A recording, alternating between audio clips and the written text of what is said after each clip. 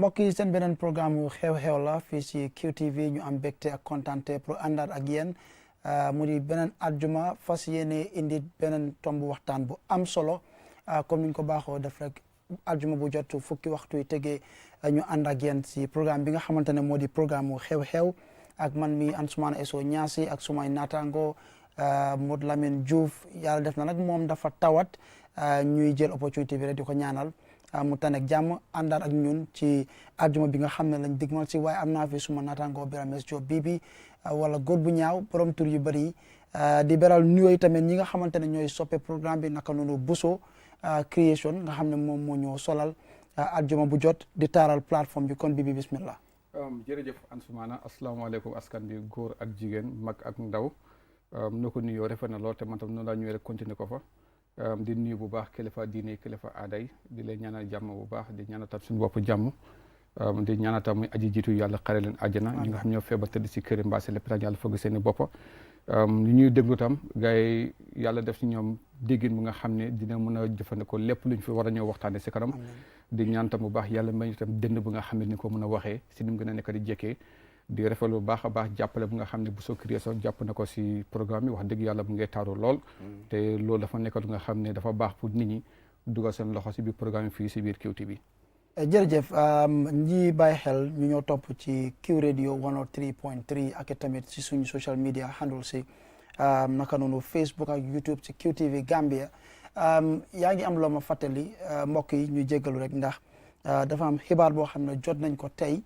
ne am na ay ndaw yu nga xamante ne doomi réew Gambie lañ te ñu doon jëfandikoo yoon gannaaw bi dem ca réew yi nga xam ne ñoo ne ca tugal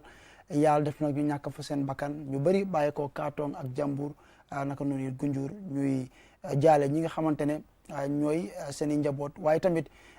réew Gambie yëpp ndax ñun ñoo ko bokk ñu ñaan yàlla yu mel nii mu géej fi am daal su ko defee bii tey ñi nga xam ne lañ am ci kër gi nag duñu ay gan ndax ñoom ñëpp kenn ki nag moom ñëw na xew-xew ay yoon waaye dafa mel ni ci liggéey bi mu nekkee fu mu jaar rek ñu am ko ci plateforme bi keneen ki nag moom duut gan biir QTV waaye foog naa lii mooy njëlbeen yoon ñu am ko ci xew-xew jamono jii de fooguma am na ko gën a siiw Gambia waaye am nañ mbégte kontaante pour am leen ci biir kër gi ma bàyyi la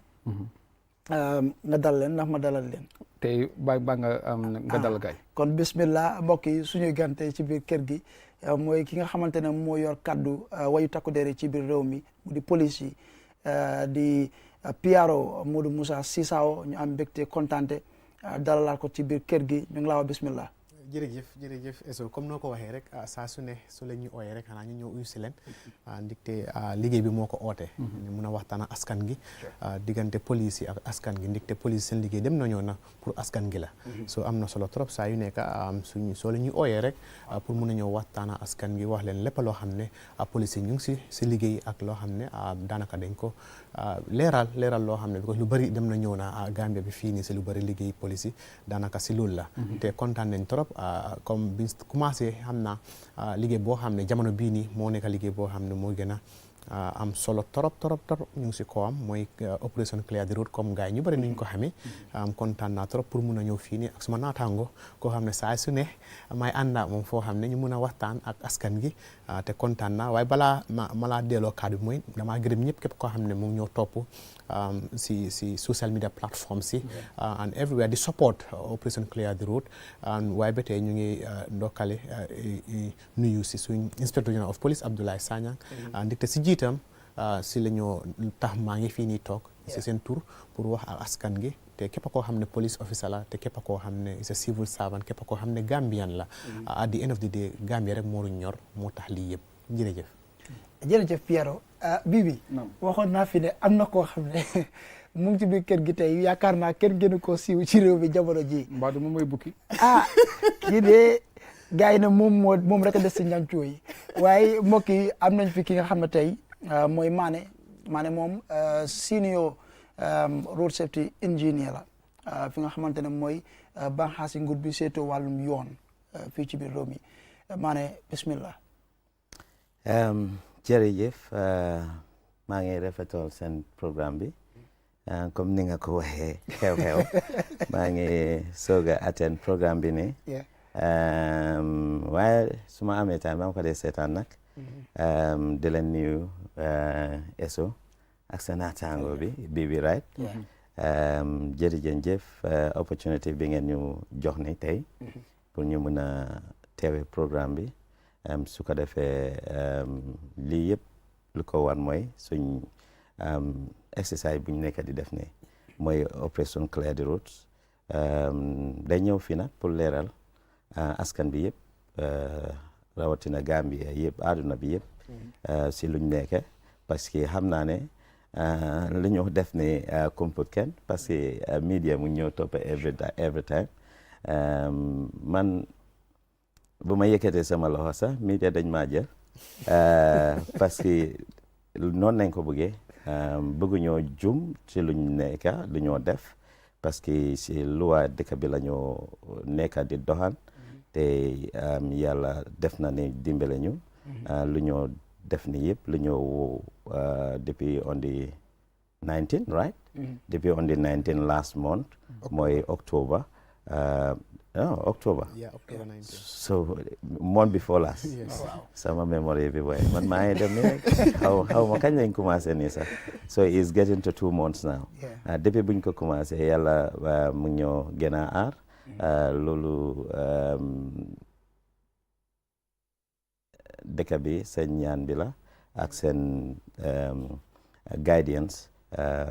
maa ngi nuyu ñëpp di nuyu sama managing director and management of the entire National Roads Authority waaye man sama taxawaay bi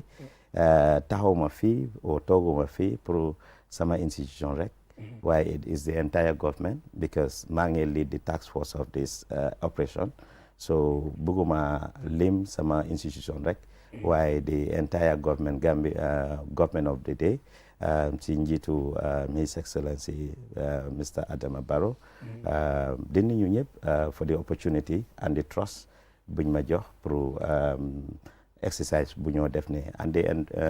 si turi sama task force executive members di leen nuyu yéen ñëpp seen turi ak seen santay dinañ leeral lu bari luñ nekk di def ba pare lu ñoo def nag lu naka yoon yi yoo xam ne dañ leen clear already ak ñoon yi xam ne des na pour clear bu ne boobu foog naa suñu amee time waxtaan bi dinañ ko gën a yaatal su ko defee ñu gën a understand lu ñoo def jërëjëf great loolu mooy jubluwaay bi gis ne am nañ plateforme bi mun a waxtaan waaye comme ni nga ko waxee indi leeral naka noonu tamit waxtaan daal ndax ñi nga xam ne ñooy seetaan lépp lu leen umpa ci opération wala lu ñu bëggoon a rate incha allah ñu ne dinañ ci jéem PRO dinañu jàppale ci xam nañ ne sécurité bi tamit ñu ngi si jàppa pour gis ne opération bi am na te mu dem comme ni nga xamante ne la ko nguur éenee waaye tamit yooyu di ñu jàppale ndax yow yaa jiite li nga xam ne mooy opération fan ngeen toll ci jamono ji ci yan yoon ngeen nekk fi mu ne tey mooy bési àjjuma bi ni tey ñu ngi kóolóoli doore ko Manjai Haman Minor Manjai intersection Haman Minor mooy yooni SOS bi fu petrol station bi nekk bëgguma fay benn biir fii ni parce que aw ma xaalis so duma advertise benn awma essentiel ñëpp xam nañ ko mooy yooni SOS buy dem kootu police si boppi koñ yoon buy dem noonu ba Sénégambia mooy yoon bu bees bi from Manjai petrol station boobu noonu te foofu lañ door dem nañ ba si boppi koñi Sénégambia first time it was an intersection waaye léegi mooy roundabout mooy pont bi mooy suñ yoon bu bees bu ñoo defar ni tey foofu lañ clear foofu lañ nekka tey démba ñi ngi woon Haman Minor clear nañ Haman Minor mooy yooni kootu bi dañ ko start on from Bakote Old Tipa Garage si police station bi noonu nañ continuer ñu dem ba kootu police station buñ jeexale noonu dañ ñu ñëw fu ñoo Gamtel road bi muy dem Kololi noonu mooy si hospital Dr. Cissé bi dem ba foofu lañ clear waaye tey si yoon bi ma lim ni foofu lañ nekkoon te jeexal nañ ko clear nañ ñëpp ok man dama bëgg pour nga yaata rek mooy comme ban yardstick ngeen lay use pour war a mën a déterminer yoon wi fii lay am ndax da nga lay xool rek wax ne comme ne bii moo ne ko woon bii dafa dugal bii dafa génn la ngeen di use. waaw loolu dafa important lool parce que ñu bari ñu ngi woote di wax ñu lan mooy measurement. suma kër dama am bitik sama kanami kër gi waaye measurement bi from the road ñoom buñ ne road dañoo fa ñoo lu ñu mel ni mooy yoon bi mooy lu ñuul boobu noonu. taaroot bi asphalte bi ñooñ foog pour ñoom ñëpp ñu bari boobu mooy yoon sama diggante boobu ñaata measurement laay yooyu noonu. ñun suñu opération buñ ko tegee si measurement kër yi ñu bari dinañ daanal kër yu bari waaye du noonu the local government act bi Gambia ñun suñ alignment bi is by block mooy kër yi ñu dendone waaw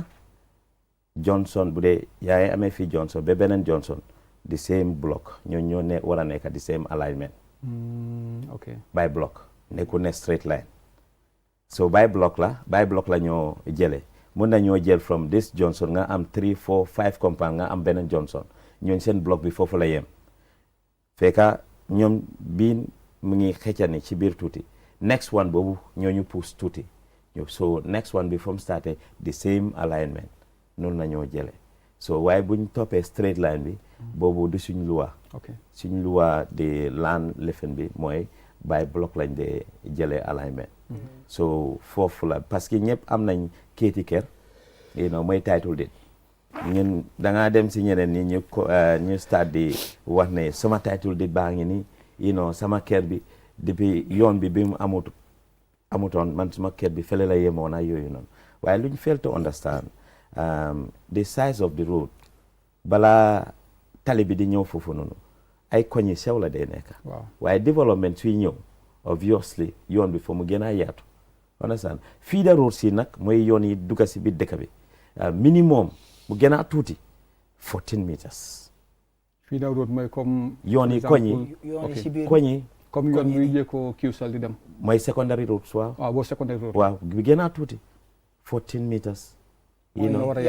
yaatuwaay bi waaw yes so boobu buñ ko waree génne buñ naree génne loolu si koñi nii dafa garaaw highway bi mooy 40 meters nag moo tax ñu ngi jël baatin haadin si digga bi 40 meters left ndeyjoor sa caamen 40 meters 90 meters 80 meters mooy highways mooy nekk highway bi so secondary roads bu gën a tuuti loolu laa la wax ni 14 meters 14 xam nga boobu dañ koy consider bu dee dañoo ñëw sampa yoon bi dañ koo tali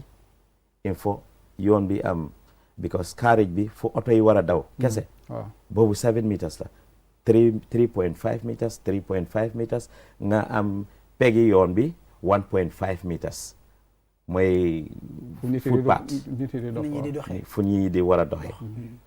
mooy 1.5 so 1.5 plus 7 is how much 10 meters nga war a am service fu ndox yooni ndox fo nga bàyyi ko gamtel nawekaay yooyu noonu fo nga bàyyi yooyu noonu so if you have 10 meters another this way at least 2 meters 4 meters 14. You have 14 meters that is the road corridor road corridor mooy fence bi ak beneen fence bi lépp loo xam ne mu ngi si noonu loolu lañ bàyyi si digga bi mooy boobu pour nit ñi la pour ñiy dox ak seen tànk et si ñi nekk si seen tànk di dox mbaa ñi xam ne ay oto lañ am mbaa cycle ay yooyu noonu ñoo ñëpp am nañ si wàlla ak yooni ndox o gamtel seen fibre cable service so il faut ñi xam loolu waaye yow koñ bi bu dee koñ bi dem ak ñëw bi yëpp from chat to chat width bi dafa ne 8 meters na dinañ fa am yoon bu correct non yoon maximum yoon fu ñaari oto yi mën a rombante nii boobu is 7 meters so fa la nit ñi war a dox duñ ko am ndox ñi dëkk côté yooyu noonu xanaa ndox yi paay bi dañoo gas kër yi ñu génn non loolu du yoon so nit ñi fu ñu xam lii ne so ñun we are not following the title this te suñu opération bi nekku ne dañ ñëw pour sampa yoon waaye create space pour gën a promote safety mooy kaaraange si kaw yoon bi parce que Gambia bokk na si réew ñu xam ne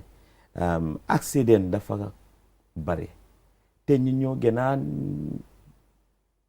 néew nit lifin non moto population ok oto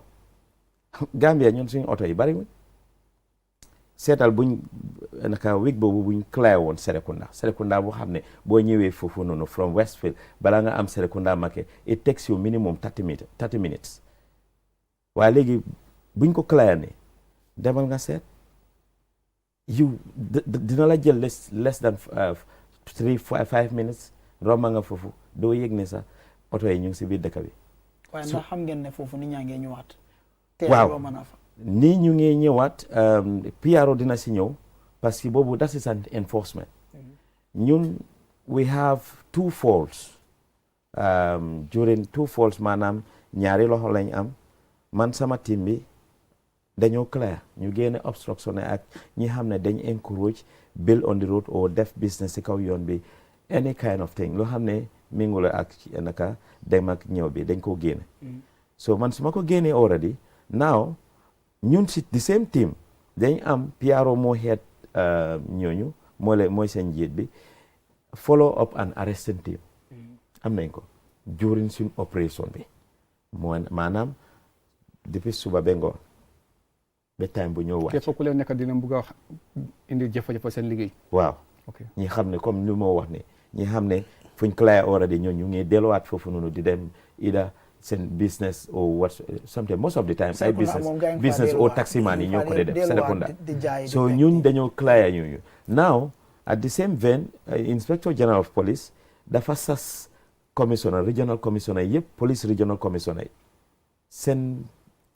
duty la léegi seen responsibility pour ñoom ñun buñ wàccee o buñ liggéeyut Sunday parce que clearing fo ñu am bés bu xam ne dañoo noppaleku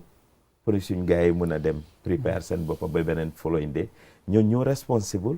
pour ñu make sure ne ñun fuñ clear kenn du ñëwaat foofu noonu kenn du delluwaat foofu noonu def business mbaa taxi man si boppi ko ñi so ñooñ de also dañ am their tax force ñu xam ne loolu mooy seen liggéey dañ ko war a def waaye boobu PRO dina fa ñëw waaw PRO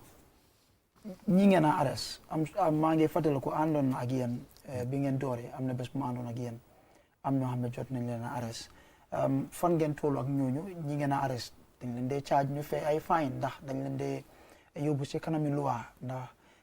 fooguma dégg naa kuñ jot a yóbbu gum court lan mooy process bi waaw jërëjëf ak ñi ngeen clair ba pare ñuy delluwaat jërëjëf sa laajte bi am na solo trop ndigte sa laajte bi dafa am lu bëri loo xam ne bëgg nañ koo leeral pour mu gën a leer ñu nit ñi mën a understand liggéey bi naka lam nekk di demee ak fu mu toolu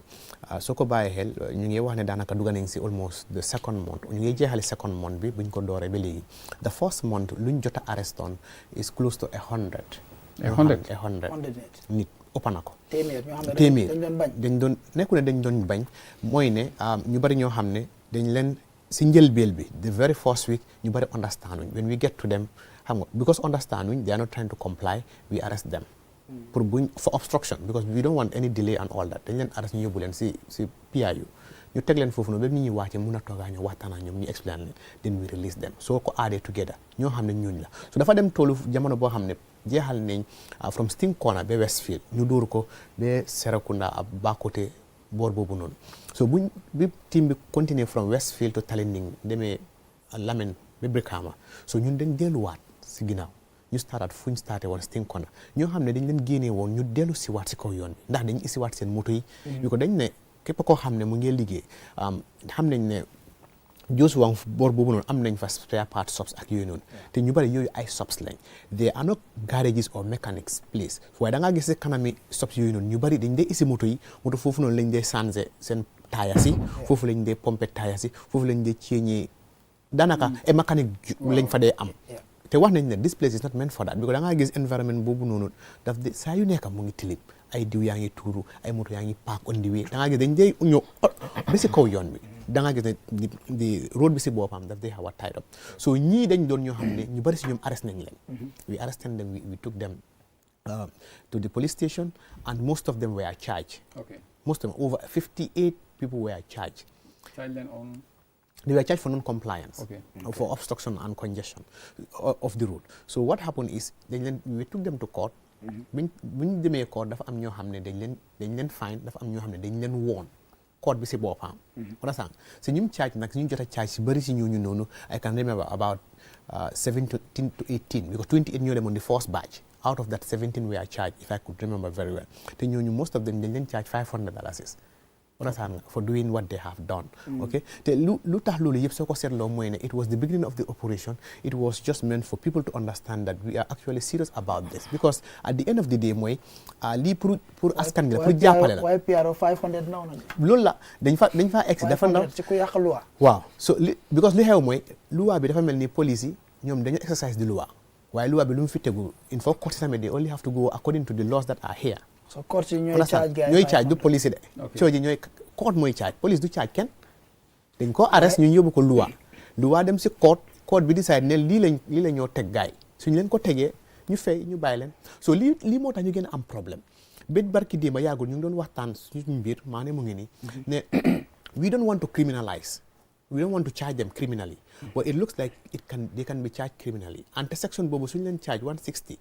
for nuisance, that attracts 1 year jail term. And at the end of the day, lu ñoo def lii yëpp pour askan gi la. Do you understand? We already know currently sa situation boo xam ne foofu lañ toll foofu lañ nekk ñu bari si kaw yoon bi foofu lañ dee jaay ñu bari si kaw yoon bi foofu lañ dee am lu ñoo am. Understand nga? Yes, regardless of that, we are saying where they are fuñ toll foofu nekkut foo xam ne foofu lañ ko war a def léegi nañ ut foo xam ne foofu lañ ko war a def appropriately. Understand? su ñoo naxantee ñoom foofu noonu si kaw loolu noonu pour ñu def ko ndànk-ndànk ak ñoom ndikte we don't want the blame game naka la ñuy ñëwee fii ngeen bàyyi leen fii understand? As in I've been here for the past 10 years 15 years 20 years but now the issue is let's rectify that and correct our system si loolu lañ nekk in as much as we are doing that we don't want to bëgguñoo continuer tamit di gën a sonal nit ñi loolu tax na ba lu bari we did not charge them criminally but the way things are going déema rek tey si boppam maa ngi wax maa ne ma ne ko dafa mel ni comme loolu nekk di wax liggéey bu ñoo def yëpp liggéey bi commencement bi nu ma si kontaanee man suma boppa right now kontaanu ma noonu ndikte lu ma gis mooy Gambian bi dafa mel ni dafa am ñoo xam ne dafa very difficult to deal with te saa su nekk dama dee joxe example of Alvihaj Junction plateforme bu ma dema ànd dama dee joxe Alvihaj Junction it's a typical example maire bu fa nekk ku fa dee toog ñu bari ñu dee dem yoon mu dañ ko dee gis maire bu dee toog foofu si doon mango bi daf dee jaay apple banana and the rest of it understand nga kooku from week 1 19 October week 1 up to date we are about week 7 to week 8 buñ eggee wesul ba léegi every day man suma boppam maa fa dee dem suñ ko arresté ñu yóbbu ko foofu noonu ñu béel ko suñ ko béelee da nga koo béel di foo leen dee nga ñëw mu toogaat foofu noonu man suma boobu dem naa waxtaan naa moom understand mu ne lan mooy problème bi xanaa the problem is moom mu ne fu fii la dee am lii wax naa ko pël la man waxtaan naa moom comme pël understand nga ne suma understand nga so ñu waxtaan ba juboo déedéet li ngeen a wax liggéey bi baax na nii ak nii dañ dee nangu everything loo wax you understand you know the moment muy amee daal exactly so I told wax naa ko ba soona te wax naa ñaan naa Gambians yëpp ku ko xam ñaan naa famille ñaan naa yow eso mi sa boppa ñaan naa la li tax loolu mooy kon dafa mel ni maire bi daf leen tex yéen non du loolu li tax loolu dañ ko dee arrêté ñun luwaa lañ am suñ la arrêté day sa time boo xam ne dañ laa bail il faut ñu bail la wala dañ laa yóbbu court bi charge la for exemple su nekkee jigéen boobu noonu si ay Nat Junction let's take her as an example mu ngay jaay foofu noonu $2,000 per day every day $2,000 lay am su fa jaayee for 5 days téye wuñ ko arrêté wuñ ko for 5 days that's 10,000 I guess 10,000 bu suñ ko téyee léegi su demee court ñaata la moo fay 500 so xam nga dafa wax ne léegi am cool so suñ ko bàyyee mu ñëwaat balaa ñu ko téyee dina jaay 2 days 3 days so 500 boobu du ko yóbbu fenn this is how I'm analyzing it barki démb lañ ko arrest man maa ko ne duñ ko yóbbu Kanifing dañ ko yóbbu Bursu bi ñoom maa ne ñu ngi fa dañ ko arrest ñu yóbbu ko Bursu bi police station ñu diteen ko foofu noonu ba ngoon si waxtaan yi nga am ak moom waaw lan la wax ne la bëgg a moom wax na mu ne luñ ko comme nangu na ne fi moo jaay moom sax nangu na ne foofu du yoon moom nangu na loolu waaw léegi lan la bëgg mu ne xaw ma lu mu bëgg because dafa accept ne digga liñ wax luñ nekk di def loolu mooy yoon ndigte lu laamu Paul ñu ne laamu sa papa yi ñu ne laamu so laamu wi haram kay loolu kay mu ko nangu laamu also wi yimɓe iwɗo yimɓe ma iwa ɗo kono min jaɓi ko on wiyata ko like min jaɓi ko halton ko min iway ɗo ni hen ni like dañ fay jógee nangu ne li ngeen a wax waaw dañ waa baax nañ jógee léegi lu ñu dee def is when they see a scenario oo ñu foog ne police yaa ngi ñëw rek dañ dee kind of hide their things and keep as they are not doing anything you understand what I mean so like man suma boobu wax naa buñ ko bàyyee démba mu ngi toog foofu tey as I speak to you today biñ doon ñëw ñu ngi fa toog du moom kese de léegi because it's like what happened is the moment moom mu toog foofu noonu ñeneen dañoo toog the same thing comes with the taxi driver yi ñoo xam ne maa ne dañ leen move from the main junction at least 25 meters from the main junction soo bàyyee xel Westfield roundabout bi ngay jógee Serekunda soo ñëwee moto bi almost Banjul pharmacy foofu la taxi dee taxaw wàccee ni we don't have any issue with wàccee da nga wàccee ni nga continuer roundabout bi téye roundabout bi nga ñëwaat comme kuy dugg Alvihaj doo dugg Alvihaj de nga continuer nga dem di next junction foofu nga war a dem taxaw yi nga pick nit ñi waaye da nga gis nit ñi yëpp ci kaw ron mango boobu noonu foofu lañ dee taxaw ron mango boobu soo taxawee rek nga wéef taxi rek dafaa taxaw because jeexalu koof bi sax waaw su taxawee rek trafic bi daf dee block moto yoo xam ne dañoo dem Serekunda du dem moto yoo xam ne dañoo continuer dem nii Banjul o Serekunda fële du dem so trafic daf dee block the last time maa ngi doon wax maa ne I think we should apply pour mango boobu noonu ñu dog ko foofu noonu I know agro or climate change people would have against this but what I'm saying is for safety reasons because if for that reason because kër moo fa nekk nit ñi dañ dee come together ñu wàcce from Fajara and ak yooyu noonu yëpp foofu la ñëw because taxi daf leen a wàcce foofu is always crowded yes it's always crowded so da nga gis boobu noonu also attract that lady there boo xam ne at least mu ngi fa baaba naata yi ñoom maa ne ñu ngi wàcca foofu la ñëw taxaw ñu jënd baaba naata yi yóbbaale kër so lii mooy situation bi te these are the problems we are having because what happened is I think initially Gambians were really most Gambians were in for this and I think they are still in for it, they are helpful but the vendors on the road the vendors of recent the drivers of recent it is becoming an issue ok man fu ma la bëgg a laaj rek mooy nit ku nga xamee fa dem ba bañ ne suma place duñ ko daaneel mu am exchange of words loolu is it an evidence bu nga xam ne comme yéen mu ngeen ko jàpp at the spot yóbbu ko or what su nekkee amuñ loolu noonu koo xam ne daf ne duñ ko daaneel te daanewuluñ ko because these are two things su nekkee ne dang ne duñ ko doo ko leen ko daaneel mun ngaa wax ne doo leen ko daaneel that is one thing fii si benn vidéo ku nga xam ne mos na moo nekk ex serious mu waxoon ne ba dem sax ba yëkkati yenn words nga xam ne comme ay saaga la li nga xam ne comme ni it was already captured in the media nit nag xamuñu woon nag lan mu nekk later after loolu waaw loolu la comme noo ko waxee because the question bi was leading to this when you ask the question was leading to this waaw exactly so mooy ne lu gën a am solo mooy si liggéey bi mooy ndax ñun suñu liggéey bi ñu ngi ko def ñu ngi ko waree maa ne ñoo amee ñoo wane lii si kaw yoon bi la nekk nañ ko fa génnee police yi dañoo taxaw gis ne loolu mu am that's the essence of the police on the ground te bi loolu xewee police we are on the ground te loolu noonu li mu war a def ñoom maa li ñu war a def foofu noonu def nañ ko génne boobu noonu génneñ ko fa lépp loo xam ne si kaw yoon bi la nekk kooku noonu kooku li mu fa def dégg man ak nu ma ndaw nu ma xam naa ne mag koo xam ne at least you have been in position in this country gis nañ Babu naka the speaker of the National Assembly he has concern and he raised the concern and his questions were answered and the task force did what they did and I think that what was expected understand nga waaye comme li ma la wax rek ku munti doon si dëkk bi fii nii bi ñu ko starté ba tey comme munti doon there has not been any obstruction boo xam ne mënuñoo def suñu liggéey nit ñi dañoo wane den frustration you know they will have their questions and we are patient enough to listen to them you understand we understand that this will come we understand these are some of the things that we are expecting because koo xam ne moom fu mu amee dundum o fu mu amee leneen o fu mu yaakaar nga ñëw nga ne da nga ko kind of génnee foofu noonu ndax whether is legal or illegal si moom is not the question si moom is fii la dee am lu moo am you understand that's what is important so as a result we are prepared for that psychologically we know we would have those confrontations waaye Mane mu ngi fa on the ground and I'm hopefully Mane would set more light on am naa question sax bu bëgg a laaj Mane bu important waaye before that pour ñu conclude on this yes on the issue of nit koo xam ne damaa sañ naa wane sax repeated offender la fi mu ne because lii la luwaa wax luwaa santaane yéen si loolu ngeen nekka gis ne loolu am na pour ñëpp seen kaaraange mu bañ ngeen génnee ko fa mu bañ jël ko yóbbu ko police still mu bañ repeatedly man foog naa ne da ngeen war a jël a decisive action. Because lu ko mooy li moo def mooy dafa set a bad precedent. keneen mun naa gis loolu moom it mu toppa si su yàggee lii tax sax ñu sos opération bi si boppam dafa defeat purpose bi. I understand socially fii dynamics yi nu mel ak maslaha beeg yooyu. waaye su demee ba toolu foo xamante ne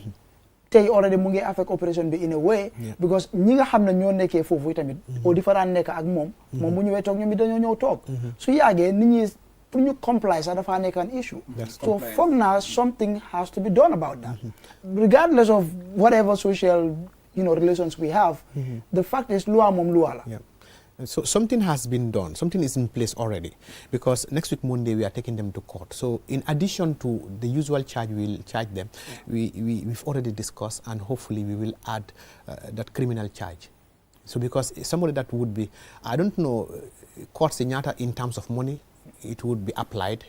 fine, but the jail term to prison term would be 1 year. So if it is 1 year, we are expecting no less than $5,000 to $10,000. mooy ku nga xam ne dañ ko nekk mu génn si yoon bi bu mu jaay mu demaat taxawaat fu di jaay ngeen jàppe ko fa. waaw léegi suñ ko jàppee léegi we are going to charge them criminally. Okay. Because what happened is there is a lot of issues around this, and we looked at the laws around this to ensure, because lépp loo xam ne ñu ngi koo def yaakamti amu fa. ñu def ko si kaw yoon ndig te lii dafa doon loo xam ne pour dëkk bi la pour ñëpp la. understand ñu teg ko si kaw yoon moo taxoon at the beginning comme ni ma la ko waxee yëpp pour askan gi xam ne lu ñoo def. is public safety. that's the number one loolu la maa ne wax dem nañu nekku ne dañoo tabax ni ay yoon yu ees but yoon yu ñu fi amaangum problème yaa fi bëri problème yooyu naka la ñoo aar problème yooyu noonu mooy congestion boo xam ne mu ngi si yoon bi nga nar a dem liggéey foo xam ne 45 minutes nga spend 3 hours nga war a ñib si the same 3 hours that's 6 hours already out of the day nga war a spend 8 hours at work doo ko dee spend sax because da nga ko dee minus. understand nga that is one. Also the congestion boo xam ne ak blockage si yoon bi moo xam ne daf dee contribute toward accidents and incidents. si kaw yoon bi ñoo xam ne tamit ay borom puus-puus leen ay borom truck yoo xam ne tipa truck yi yow nga jënd suuf nga ñëw taxaw si kaw yoon bi kañ la suuf boobu noonu di jar yaa ngi si kaw yoon bi you are making, you are contributing to the congestion and blockage on the road. This is why what we are doing is nit ñi mooy suñu problem right now. Vendors are our problem, but motor vehicles are not our problem, because what happened is when we find you in a dangerous position dañ la day charge spot fine. We are not even taking to the court. mooy at the spot. waaw spot fine. taxi driver spot fine dafa depend. dafa am range because depending on the offence committed. dafa am mun ngaa charge a driver $1,000, $1,500, $2,000, $2,500. So what happened is barki démb yu ñu amoon boori Bruce bi dafa am taxi driver yoo xam ne dañ leen génne Sukura Jaabang lañ demoon dañ fa am ay truck ak yoo xam ne because truck yaa ngi foofu. bëggoon naa sax nga leeral foofu wala maana di ñëw affaire taxi yooyu ngeen génne. so taxi driver yooyu noonu dañ leen because ñu fa fekka because suñu gisee dañ dee daw so ñu jot a téye so we are setting example ñu jot a téye the first time bu ñu fa demoon we charge them $1,500 spot fine la receipt la da nga koo sign man suma booba maa ngi taxaw traffic officer bi charge leen ku nekk mu binda turam moto number bi and everything mu charge leen mu fekk ko on the spot ma screenshot ko ma binda suma report ma send ko fu ma ko war a sene ñooñu noonu the following week ñu téye another 4 at the same place so it's repeated ma ne leen this time we are not going to charge them that we are going to charge them for obstruction boo xam ne is a dangerous position la and that attracts $2,205 that's the maximum so ñu dóor leen the maximum $2,005 koo xam ne yow sa bés bi li nga war liggéey yëpp nga ñaax so the same thing so trucks yi tamit we am nañ 6 yoo xam ne téye nañ leen last week si kaw bourse bi yoon boobu noonu because ñoom maa ne task force bi dañ waxtaan ñu provide leen with government they are able to provide them foo xam ne foofu la ñu war a dem park te wax nañ leen ñu park almost a week ago pour foofu la ñoo dem ñu génn si kaw yoon bi ñu ne ñu bañ a dem ñu bañ a dem ni nag fekk nañ buñ eggee rek comme Indian movie la nga gis truck yi ñu ngi dara traffic and all that so ñu jot a téye because duñ téye ñëpp it's not possible so ñu jot a téye about 6 of them ñu isi seen truck yi we charge them all $2,500 spot fine la boobu amul court so the problem is mooy vendors yi tamit we are looking at the laws comme ni ma la ko waxee we are looking at the laws to ensure that the laws are backing whatever we are doing. léegi borom moto bu nga xam ne moo amul ko at the same time. at the same spot. like amul fay bi. waaw su nekkee amuloo fay bi because there are regulations to that sa moto bi dañ koo park. ok you understand within naka la tudda within 14 days you should be able to bring that. If you don't, then there are penalties to that. Okay. Wow. Okay. So basically, that is what is happening. Mané Brikama coow li bari na fa ene Mané ñëw na fi ak tax force bi emul rek si clair yoon bi dugg na si marché bi di daaneel nit ñi seen stall si foo xam ne sax foofu amul dara lum jot ak yoon bi dana xew Brikama ndax da ngeen dem foofu di daaneel nit ñi seen stall si biir marché bi foo xam ne jotewut ak yoon. well jërëjëf Brikama fana fuma plateforme fuma dem fu question bi de ñëw Brikama buñ duggoon Brikama nga Brikama fo ñu xam seen road network bi man loolu laa waxoon bi ma déggoon noise bi yëpp man la ñuy make noise bi yëpp dañ war a xam Brikama bu baax ñu xam seen yoon yi fan lañ nekka doo toog ne nga ne man maay diw Brikama o man maay diw West Coast Brikama nii la mel boo xamul Brikama nga laajte doomi Brikama yi bu dee yow doo day génn yow nga jógee from one hamlet back ñi gis la foofu ñu indi la ñu taana la nga jiitu ñi taxul ne nga xam suñ road network bi Brikama is not the only town in West Coast dugga nañ West Coast dugga nañ Lamen dugga nañ Sukuta dugga nañ Lamen ñu génne seen garage bi tëj seen place yi génne seen jigéen yi the same people ñu make noise at Brikama to say ñu represent West Coast Lamen is part of West Coast xanaa du the same vote lañ am bu dee da ngay taxawal pour yow sa war gaay mooy nga baag sa gaay yi nekk under you that is the same West Coast foog naa ñëpp da nga leen war a emale waaye Brikama let me come to Brikama dafa am seen road connection bi mooy boo ñëwee ba si booy dugga Brikama waaye Johnson bi mu ngi dem Jara Suma bi moo dugga Brikama si essentiel bi noonu léegi bi dañ toppoo force de dañ ñëw dugga si biir Brikama ñu dem ba si biir balaa police station before police station foofu seen park bi football park bi foofu la yoon bi moo dem si garage bi garage that is Brikama man dama ko dee wax fu ma dem Brikama they are very lucky Brikama is one of the towns in this country ñoo xam ne ñoo blessed to have am official car park functionally boo xam ne dafa rëy mun naa jël oto yu bari commercial vehicles so car park boobu noonu dañ dem Brikama from the football field before the football field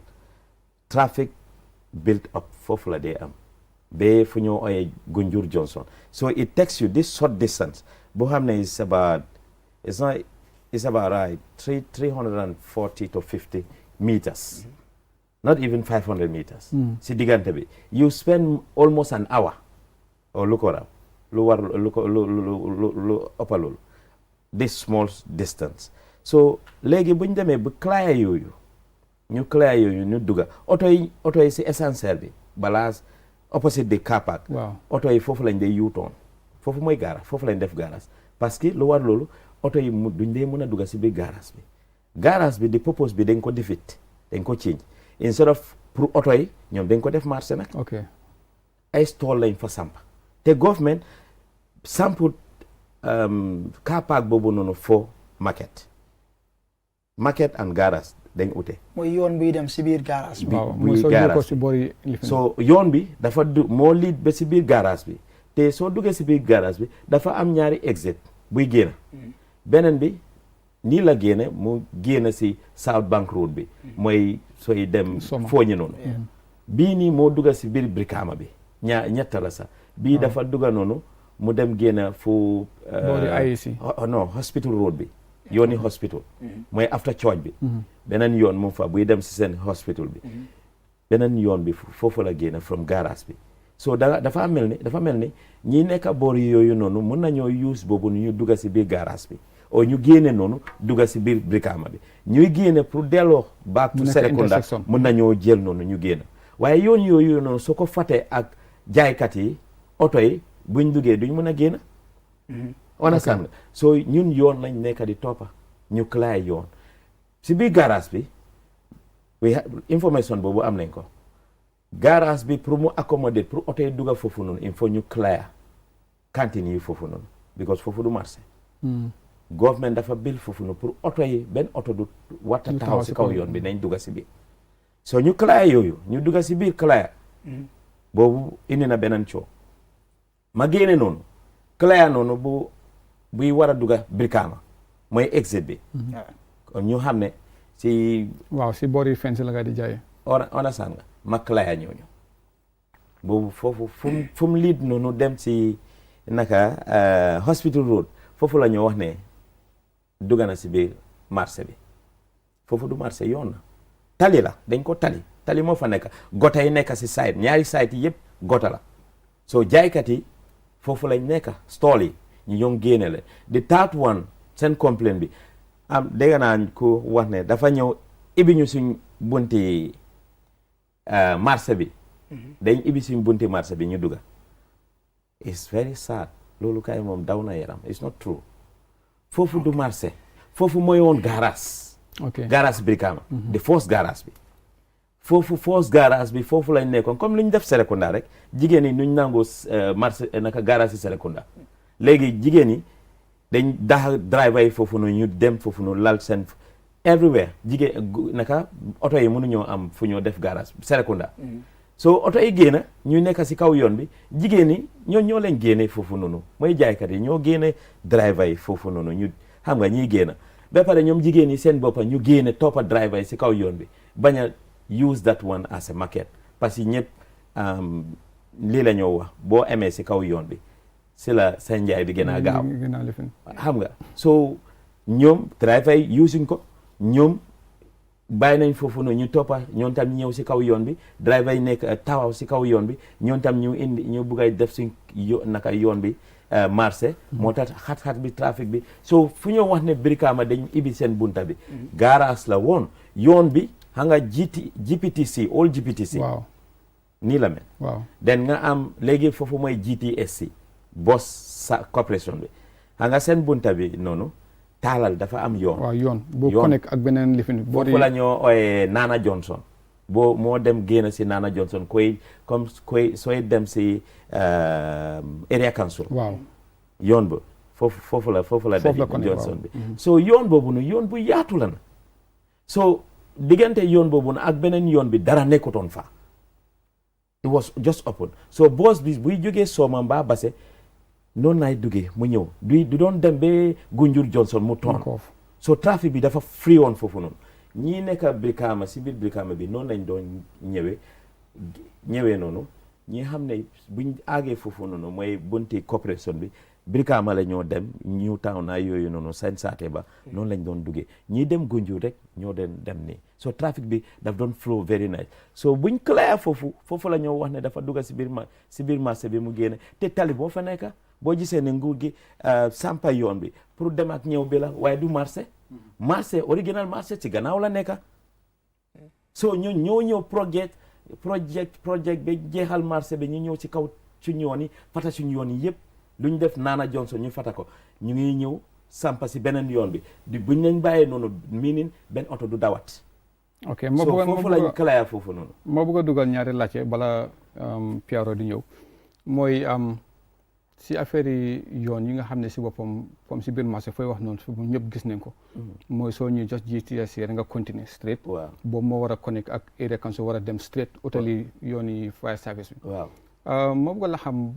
mooy si affaire yi yooyu noonu dat encouragement boobu noonu léegi la ko NRA soog a xam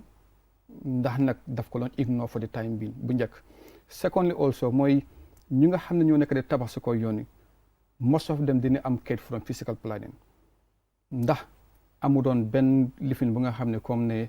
mun nañ koo bàyyi xel ñu del di blame teg ko si kaw physical planning waaw lii foo ñu wax ko mu leer fii nii suñ dëkka bi foo naa if we are serious pour ñu gën a develop dañoo war a bàyyi di blame jéem parce que lii xew ni everybody ñun ñëpp a ko contribute not no government agencies, no central government, individually.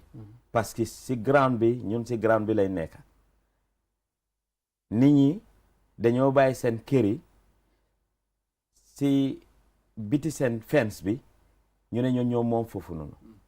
di ko joxe nit ñi ñuy ñëw sampa seen tool yi foofu noonu te ñooñ foofu lañ nekk di collect rent bi si seen loxo di dundal seen famille bi yow xam nga ne wóor na la sa diggante yàlla nga nekk chrétien nga nekk muslim fi xaalis boobu ngay jël noonu di dundal sa famille bi xaalis boobu daganut correctut parce que moomuloo fa so blame jëm nañ ko tegee à côté government bi yes this one has been here for long time everyone doing it first government dafa ñëw Jawara génnu ko Jawara musuta def this kind of operation Yaya Jammeh ak Yaya Jammeh am yëpp ñëw na operation bi clear the roads defu ko so blame jëm Barrow bu ñëwee bold enough and they were all voted in nii dañ leen am yaakaar ñu vote leen in pour ñu doxaleen ñu suñu loi dëkk bi te loi dëkk bi ñun ñoo ko def ñun ñoo ko binda suñu boppa ñun ñoo nangu loi bi ñu yóbbu ko si National Assembly ñoo ñu represent moo tax ñu ngi leen a votal nag so loi yooyu noonu yàgg nañ fii so bañ a doxaleen loi bi boobu suñ ko toppee duñ dem nañ pack everything léegi dañ ñëw pour doxalee loi bi ñun tam ñu mën a bokk si réew yi ñu xam ne ñu ngi avancé ñun ñëpp dañ dee tukki non lu ma miin mooy NRA tam mi ko sampee yàgg na waaw te seen liggéey mooy ngeen bàyyi xel yoon bi ndax yéen mosu leen noo bàyyi xel ne comme ne lii already mu ngi encourage ngeen yëkkati an alam we've been doing that loolu ala wax ne we've been doing that in fact boo waxee institution yëpp mun nañoo wax ne we've been doing that te doo blame kenn NRA mun nañoo wax ne di road corridor du NRA rek ñoo moom road corridor bu dee NRA kese la duñ allow Gamtel def seen service pipe bi nawet duñ fa def seen service pipe bi lu ñoo mën a def dafa nekk only NRA yoon yi kese waaye ñun ñëpp a ko bokk Gamtel they have a take nawet they have a take NRA am nañ take lands Ministry of Lands ñoom they responsible pour jox ñu space fii mooy yoon physical planning they are responsible for structural allocation regulation to regulate so you're responsible and all these things council they have a take councils there are some sent bylaws councils are mandated to build certain federals so it's everybody bu dee blamante la duñ dem loolu laa la wax ne this thing NRA seen it NRA duñ amuñ loolu du suñ liggéey pour enforce law enforcers are the police. Okay. We have a highway act, and we also have a traffic act, motor traffic act. Wow. So ñaari act yi nga am an NRA act, nga am whatsoever physical planning act. All this act lu nekk seen parent bi mooy the laws of this land. That's the supreme. Why loolu la wax ne now we are on act man duma dee bëgg a sori sili we are on move pour by everything loo xam ne xewoon na ñun ñëpp xam nañ ne we are all at fault ñi xam ne ñoo occupied xam nañ ne fu ñu occupied correctly ñi xam ne ñoo joxe lii ni that space xam nañ ne fu ñu joxe ni correctly so if bu dee ñëpp d'accord nañ ci now nañ bàyyi everything lu romba noonu ñu clear ñu toppa suñ loi yi doxale ni loi bi moo mën a yóbbu this country for balaa ngeen a ñëw si order one bi mooy fi ngeen start noonu di ma laajte ban fan mooy what is the measurement waaw liñ boobu dafa important comme place yu xam ne àgganguñ foofu noonu dina leen dimbale lool mooy lépp loo xam ne sa périmètre yow bu dee da nga erect fence bi da nga ekkati sa fence bi nga ne fii mooy suma fence bi mbaa suma fence line bi dama si foofu laa sampa sama néeg bi for business purpose léegi apart from loolu fence bi fu mu em mbaa néeg bi fu mu em outside bu fa loo fa taf rek bokkatut génne ko parce que loolu ida dafa nekk ñaari dafa nekk encouragement ak illegal structure am na ñu xam ne dañoo claim comme that I don't want to even mention his name. Mooy that former army chief, I don't know. Lum doon claim no. Xam nga nit fa ñu respecté suñ boppa man am a public servant he is a public servant man boo ñëwee if I'm executing bu dee maa ngi doxalin luwaa bi maa ngi def suma liggéey bi te man yàgg nañ fi yàgg naa fii nii fii laa juddoo fii laa yaroo fii laa maagee ba ma commencé di liggéey bu may def ni bu ma doon dem school yi ñoom ñu ngi si service bi yaakaar naa ne moo ma war a gën a xam man li ma nekk di def noonu o ñun luñ nekk di def ne waaye man public servant li ma xam mooy su nekkee si juutiyam bi boo ñëwee nga fees ma nga saaga ma saaguloo ma personnally yow yaa respecté sa boppa yaa respecté sa luwaay dëkk bi soo saaga boobu du man parce que su ma nekkul si liggéey boobu noonu man ak yow rek man du ma dem sa kër ma ne la génnal li te yow doo ma xool nii rek neex la rek nga saaga ma so saaga bi is part of us dama koy jël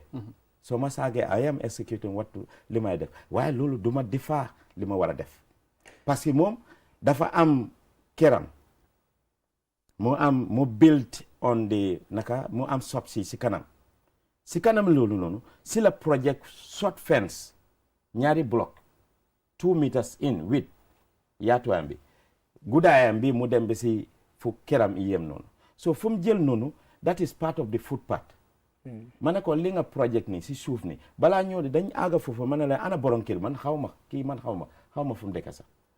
ana borom kër bi non mu ngi fii dem la ngeen woo ko sama team bi parce que man du may sonale most of the time bu ma àndaa moom mooy xëcca sama loxo maa ne yow doo dee sona waaye the thing is loolu mooy suma rôle it goes with sensitization pour ñee nit ñi am na ñu bari ñu xam ne ñu ngi def lu xam ne correctul waaye xamul ne ñe dafa correctul so moo tax ma ñëw ma laajte ana borom kër gi ñu ne ma mu ngi si biir woo leen ma borom kër gi ñu taxaw foofu na ba 3 4 5 minutes ñu ngi dem te lu ñu war a lii ne loolu bu génnee moom su génnee génnu taxaw ne ñu génne ko duñ koy génne so dama doon xaar su ñëwee ma explain ko pour mu gën a understand waaye mu ñëw with anamaane xam nga with that one exchange word ma noppi ma bàyyi lu mu wax ba mu pare den bu mu commencé di title di ma ne ko we are not claiming ma leeral ko ma ne ko either illegal structure because yaakaar naa ne néeg bi nga amee ni bi nga build ni already that shops dafa war a am building permit su amul building permit dañ ko war a daanal léegi sa block work that two bi nga erect nii claiming the ownership bu dee yaa moom foofu noonu dama doon laajte ndax am na permit parce que sa own kër booy sampaña boo fa tegee block sax da nga war a am development permit so su amul that development permit even though fu mu ko bil noonu këram la meaning dañ ko war a daanal because it's illegal structure dafa war a moom a war a gën a xam loolu illegal structure lañ war a génne ñun illegal structure bi dañ ko tas parce que moom ñëwul ma ne sama gars yi door lañ ko ñu door ñaari bloc yooyu ñu ba jeexal because it's illegal it's a projection boobu lañ génne so loolu rek la waaye ida fi nga ko bil yaa ko moom o moomuloo ko bu dee amul building permit is illegal te ñun illegal structure lañu nekk di génne ak encroachment kon ne léegi ñu war a daane kon dina bari lii pour yéen ñaar la yaa ngi doon wax affaire sensitization waaw maa ngi ko dégg si sa kàddu ndax def leen woon a prior assessment xool properties yi nga xam ne they are affected ngeen waxtaan ak ñi nga xam ne ñoom moom property yooyu leen wala stall yooyu wala even vendors yi wala ne fi ngeen nekk de du yoon te ñu ngi am opération buy ñëw na nit ki itam mun a prepare boppam because foog naa suñu la bettee tamit toog rek feeñu la ne da nga am pour génn fii tey loolu it am soo ne xëj na mun naa am sa bokk na si problème bi ndax amu leen lu mel noonu su amee tamit naka ngeen ko defee waaw jërëjëf loolu am na solo trop ndikte being the communication officer for the Gambia Police Force the Gambia Police Force mooy institution boo xam ne moo nekk di lead coordinate loo xam ne loolu mooy task force bii nii ndikte internal security soo ko seetloo rek ndikte si loxo Gambia Police Force la gën a nekk we were involved from the beginning there has been about 2 to 3 press releases yoo xam ne government bi génnee na ko benn bi from the government spokesperson benn bi through the Ministry of Information suma office dañ ma woo won ma ne lii dafa doon loo xam ne dañ see liggéey dañ ko war a liggéey mu ngi ñëw so we wanted you to put up a team with all stakeholders pour ngeen mun a dem si télévision yi si rajo yi because ñii yóbbu nañ ko ba pare si rajo yi pour ñu wax ko si anglais si olof ak kaalama yoo xam ne moo nekk si dëkk bi pour nit ñi xam le loolu noonu it was since in September That was in September, beginning of September, and the other one was even in August. Okay, the last one was the one in September. Pour ñu all radio stations. So man ak maane ñëw nañ fi QTV fi toog nañ fi waxtaan nañ ci morning programme bi pour wax askan gi la lii mu ngi ñëw ci dëkk bi te liggéey bii nii la moom def nii la moom soo loolu def nañ ko GRTS def nañ ko QTV def nañ ko Eye Africa def nañ ko yeneen radio stations yi so dafa mel ni def nañ nuñ mun a def because nit ñi yëpp nuñ ko buggee mun naa am dafa difficult to go from one person to the other dafa difficult ñun with the resources we are able to have ñu feel ne nu munti mel because government is upon government pour ñu gazette ko ñu publicize ko loolu def nañ ko already pour ñëpp xam ne lii la again they use us pour ñun ñu mun a nekk ñoo xam ne dañoo dem si radio stations yi ñu dem si télévision yi mun a waxtaan ak askan gi wax leen ne lii dafa am fii nii te lii ak lii loolu la lifin so and one of the reason why biñ ko daan def because this is not the first time mu ngi happen biñ ko daan def the last time Brikama lañ dooree woon but because we realize ne lii is in September te September boobu nag dama ko dee wax saa yu nekk in September in this country a historic event took place as far as the Gambia police is concerned but by extension as far as this country even is concerned that ñaari police officers ñoo xam ne ñoo ñàkk seen bakkan fii nii on a broad daylight they've been shot and killed and murdered ba tey xamuñ kan la ba tey we are investigating on that you understand li ma wax so lii dafa doonoon jamono boo xam ne it's like because of that event that kind of changed the trajectory the focus of the Gambian people time boobu ñun suñ every activity was this operation every opportunity bu ma am radio la television la telephone call la this operation bi loolu happen the entire country was like yëpp a jaxaso the focus was kan moo who killed our police officers who killed the cops loolu ngeen dee dégg de wax understand naa fi nga waxee so because of that da ngaa gis ne ñu bari si ñoo xam ne si askan gi la seen focus dañ faate mbir li ñoo wax nii understand nga so loolu taxoon na biñ ko doon door bi waxtu bi jotee buñ ko doon door because ñu ko started it was on the 19th can you imagine loolu war a start on the 1st of October ñu dem because we need to sensitize the people ñu started ko on the 19th of October te balaa ñu ko doon start again we use our different platform to go again pour waxaa nit ñi te start nañ ko sting corner one of the reason behind that is pour ñu jox an alert to waaw ñu gën a nekk because foofu noonu we were there the first day ak Jenaba understand nga foofu noonu ay moto yaa fa nekk ay moto lañ daan yóbbu ñu ngi video with everybody QTV was there live pour ñëpp di GRTS mu ngi fa all the social media platforms were there pour nit ñi mën a xam ne lii is real is happening you know understand nga pour nit ñi loolu yëpp is part of the sensitization it took us almost 1 week balaa ñu egga Westfield pour Serekunda Talinding Lamen Brikama and the rest to actually know this is happening. I know we may not agree as to the best way of sensitization. People have their own opinion as to no why there are options, but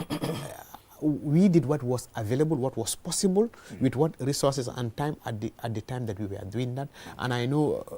most people wouldn't for the fact that we've been having the same, but surprisingly.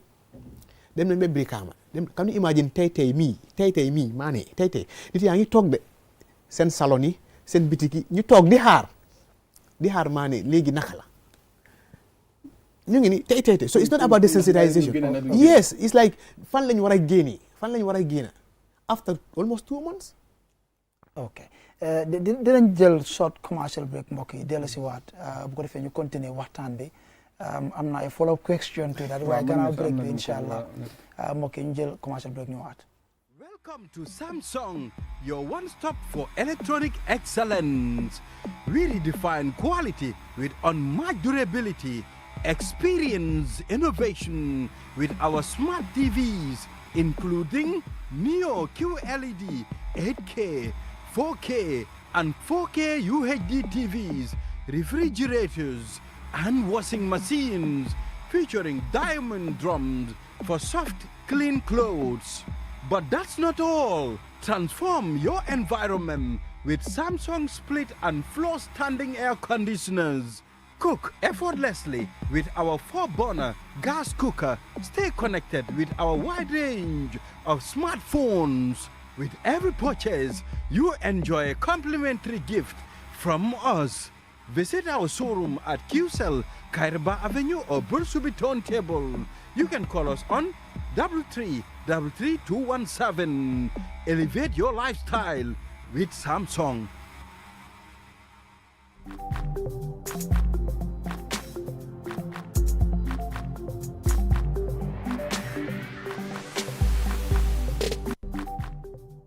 mbokk yi ñu del ci waat ci biir kër gi fas yéene ànd ak yéen ci waxtaan bi seen programme xew-xew la fii ci biir QTV àjjuma bu jot su fukki waxtu yi tëggee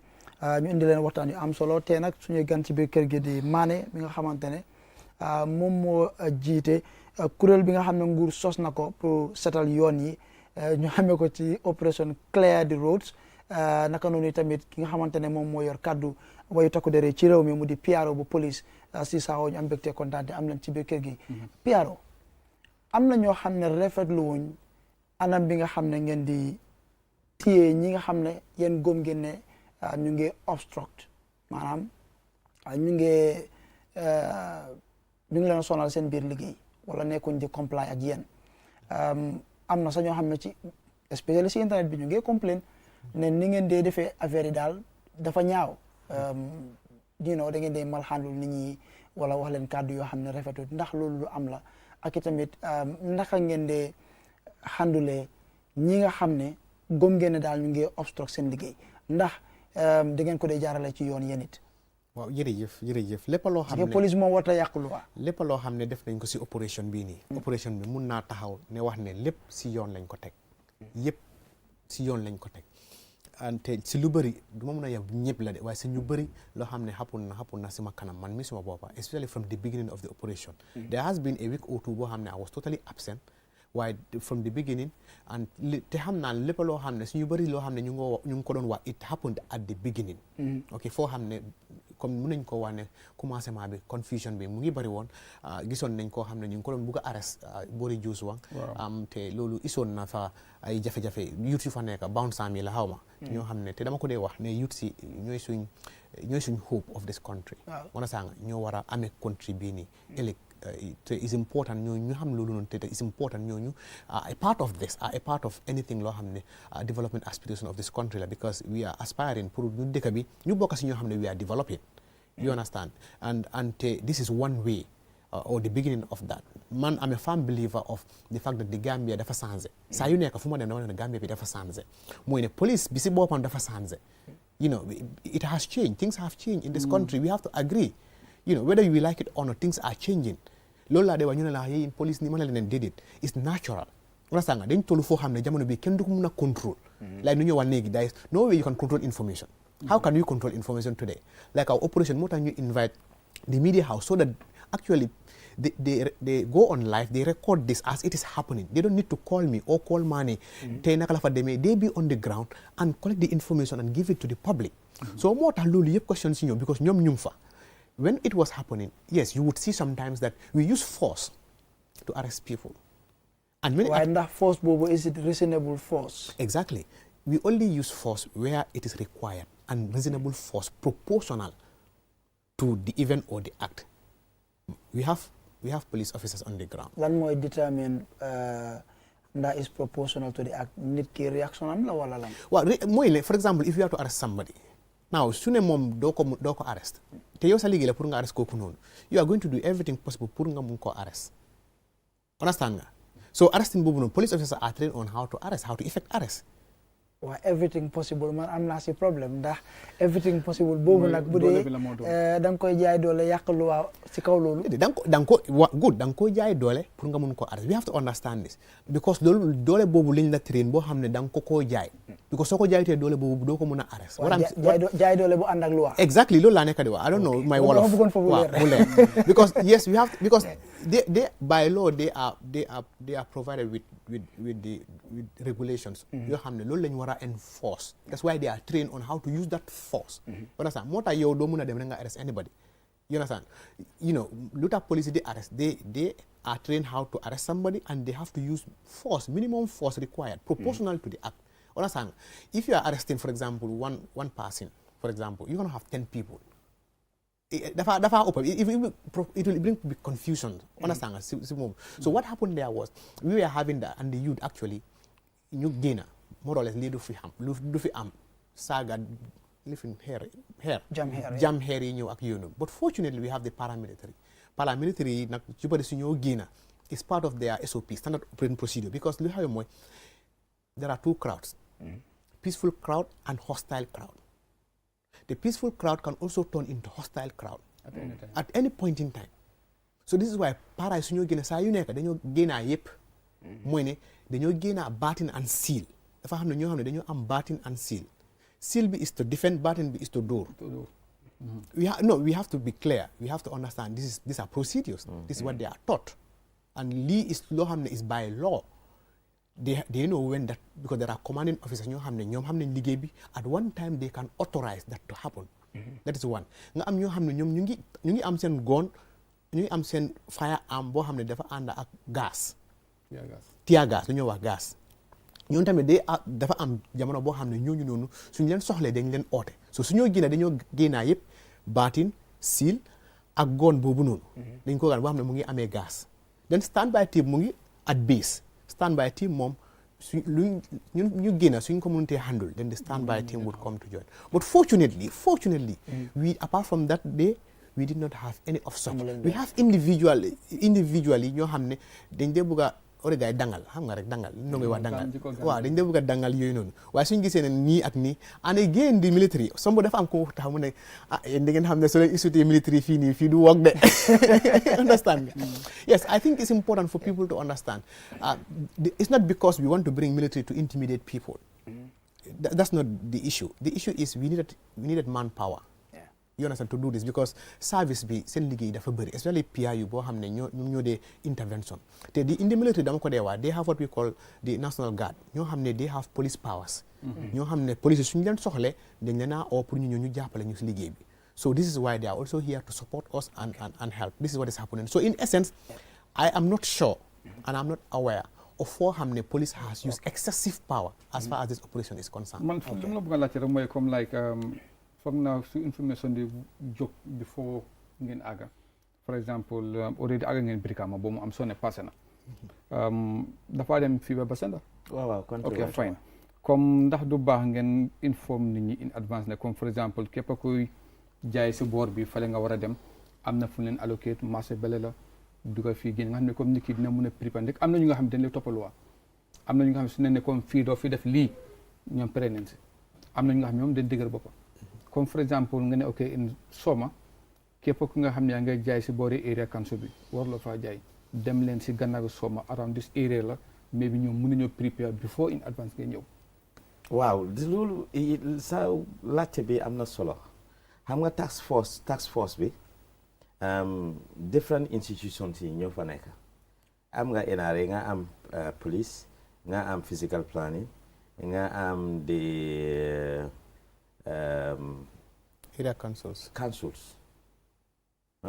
boor yi ne am nañ about 3 councils am nañ BCC am nañ KMC am nañ BAC Brikama area council yi ñu ngi si biir task force ñu ngi si biir task force bi foofu laa bëgg a leeral léegi kon yéen lan a xew Brikama that's what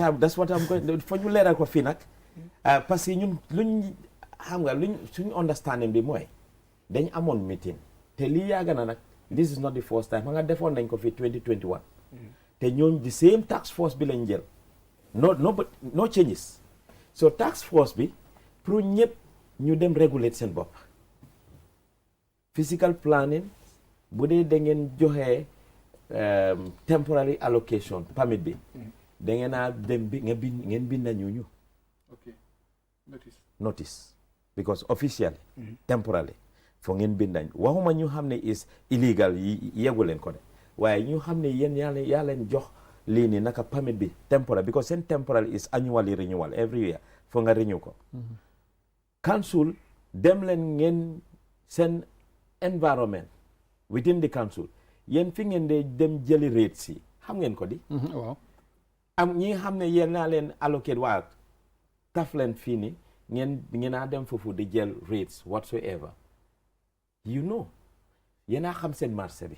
fu mu mel whether si kaw yoon yi waaye ñu ñoo clair mooy si kaw yoon yi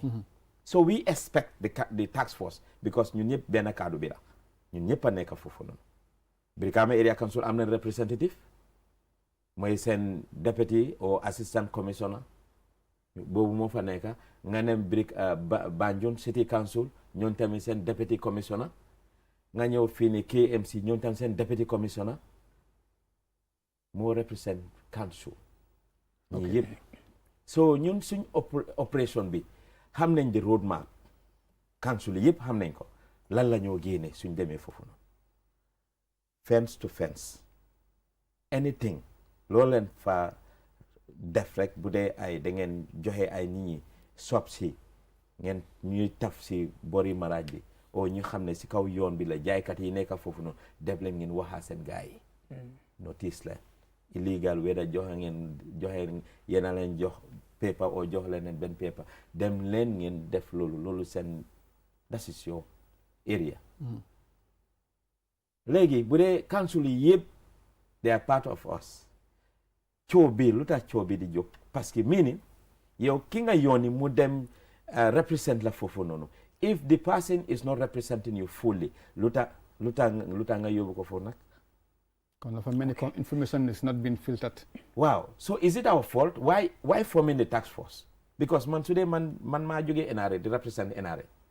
man problème yi NRA yëpp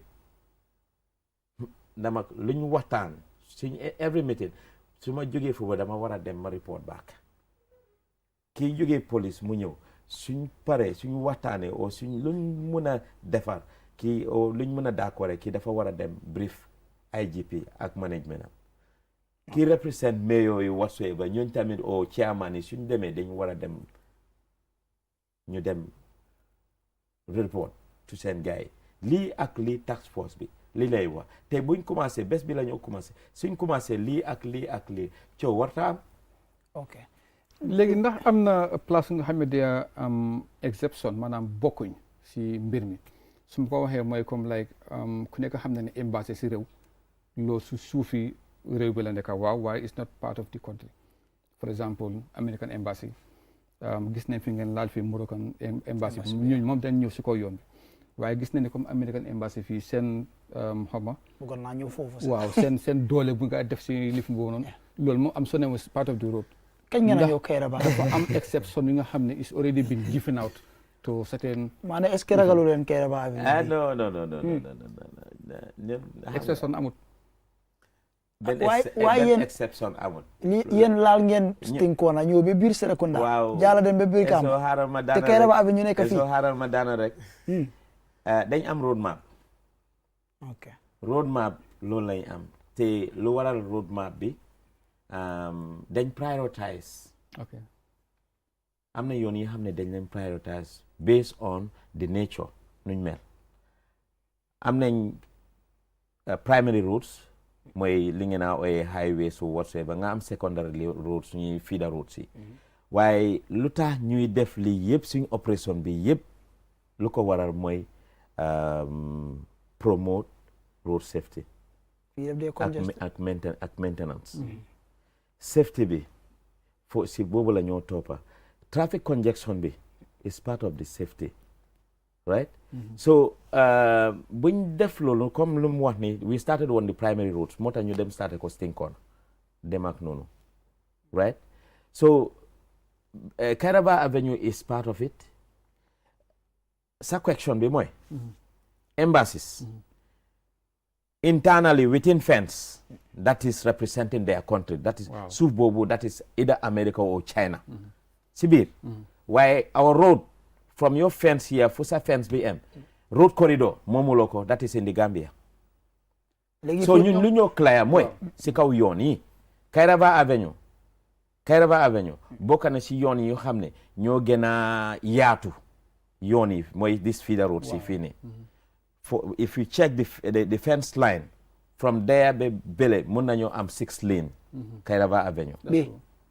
yes Kairaba Avenue waaw yoon wi xat na de xatu ñi ñoo ko xatal 633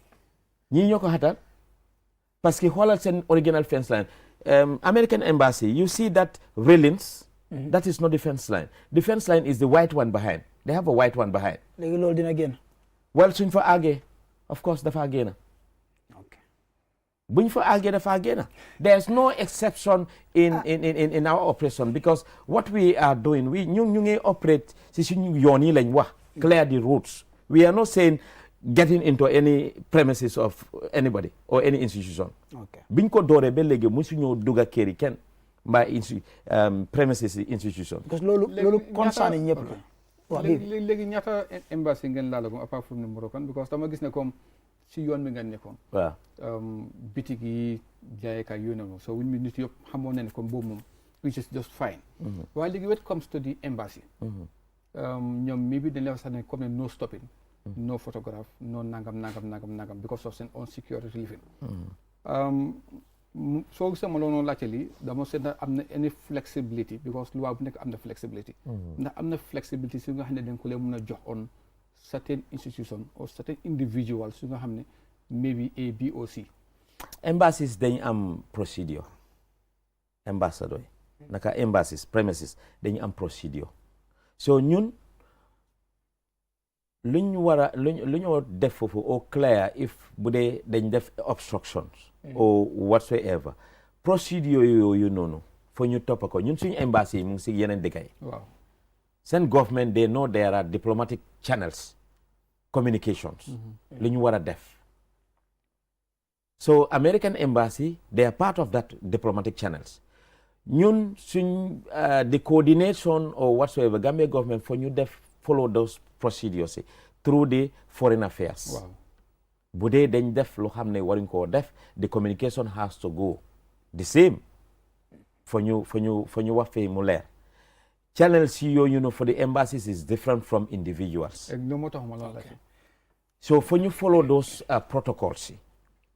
because mënuñoo daanal protocols is part of the international recommendation or whatsoever. For ñu follow yooyu ñun suñu exhausté loolu and nothing comes out of it well ñun roadmap bi bu ñu àggee foofu will continue will clear our routes. so yéen kaw yoon yi rek ngeen a toppa si biir koñi nag. si biir koñi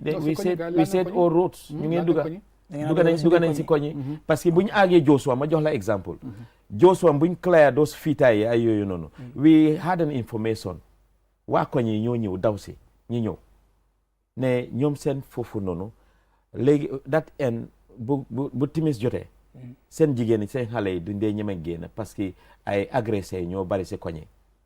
lu war loolu mooy fiita gaaraas yi waaw fata yoon yi yëpp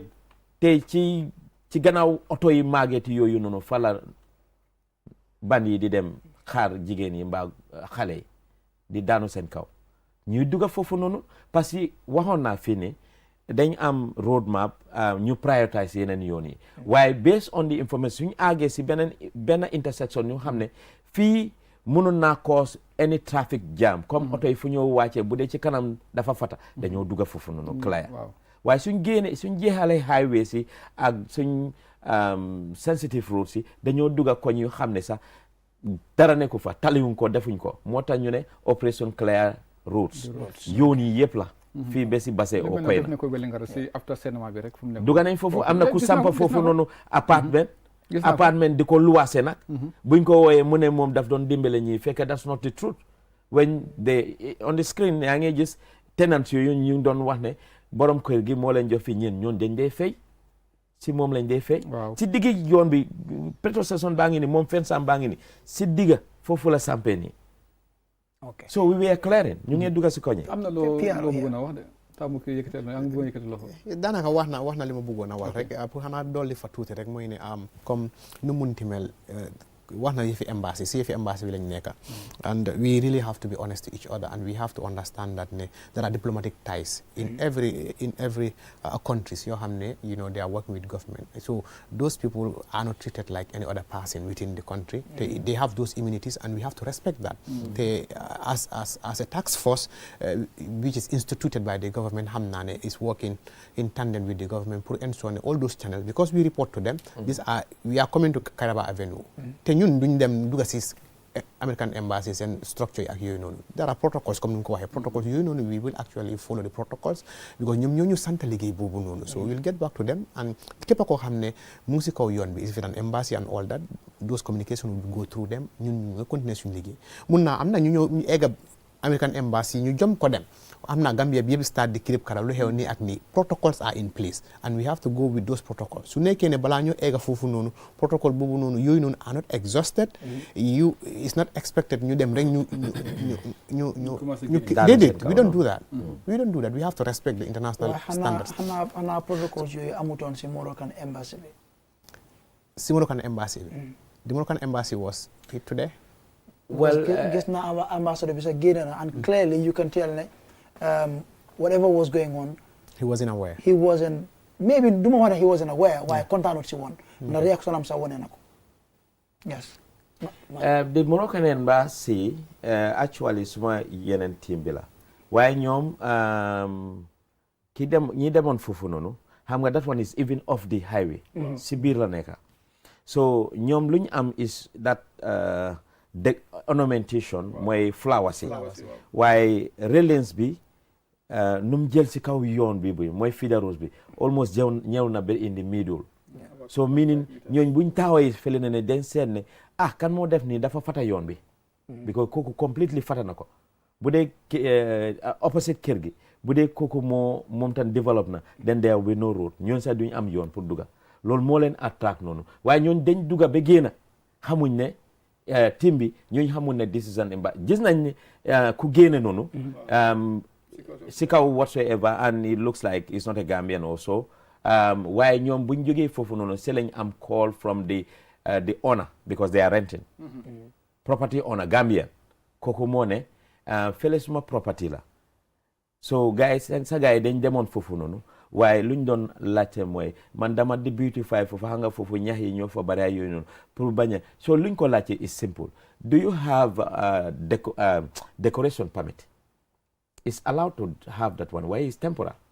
waaye dafa war a am limitation nag moom lu mu jël moo bari so mu ne non amul ko ñu ne ko amuloo ko waaw si la ne déedéet xam nga man foofu dama ko luwaas embassy moo fa nekk ma ne ko embassy yeah it's Moroccan embassy ñu ne ko and Moroccan embassy you letting them that one you should have tell them the laws of this land you are Gambian yeah so that railings li nga fa def noonu bañu ne sa flowers you know li nga wax ne environmentally friendly you know why the railings li nga def about 5 meters loolu dafa ëpp you've already closed the road wattu xooj nañu unfortunately maane PRO appreciate nañ time boo leen ñu jox honestly ñuy am yaakaar ne dinañ amaat jotaay bu mel nii seen opération baa ngi on suñu amaatee anything loo foog ne daal feel nañ ne war nañ ko mën a waxtaanee incha allah dinañ jéem am nañ fii ci programme bi waaye bii bi liñ bëgg a wax liñ bëgg a maane mu wax fu ñoo dem xam naa yor si maane fan ngeen a dem waaw fu ñoo dem dafa bari ba léegi ñu si kóolul ya Monday ñu ngi door from Gaddafi intersection Kololi bu dem ci Palma yooni Palma yooni Palma la ñoo duga buñ jeexalee foofu noonu ñoo duga Manjaay bu ñu ñëw noonu Kotu Silo boobu moom fa suñ jeexalee Kotu Silo bi dañoo jël yooni Africell and yooni Africell we have a concrete Churchill Sound concrete bypass romba nañ ko parce que ci gannaaw lay ñëw noonu mooy concrete bi buy the essence of building that concrete bi maanaam pour wàññi trafic bi ci kaw highway buy dem Tabakoto noonu gis nañ ne léegi foofu nii dañ ko fata ak fita garage yi ak seen speed homes yi everywhere moto yu gaata yi sax mënuñ ko use so there are these areas mooy tali yi nekka nii yooyu la ñoo laalangum balaa ñoo dem Batin Hardin ak Kairaba Avenue will be coming. waxtu xoj nañu tak bi jox leen number Buso bu ko defee ñu tàggatoo ba beneen aljuma incha allah. waaw Buso Creation moo fi jaar man ak Ansumana mooy suñu ñëw bu rafet bi wax dëgg yàlla xam naa dinañ jox number pour ngeen ngi jëm a gisante ak moom incha allah mu ngi nekk muy. number baa nekk noonu si screen bi. waaw mooy 373 0776. 39 waaw 393 0776 393 0776 mooy number bi. soo jëlee ko sa root rek moom ngaa jot ñu jëli after Kaspaw Johnson on your right. jërëjëf Bibi jërëjëf PRO ak Mané mbokk yi tey lii la ñuy waxtu may ba beneen aljuma incha allah.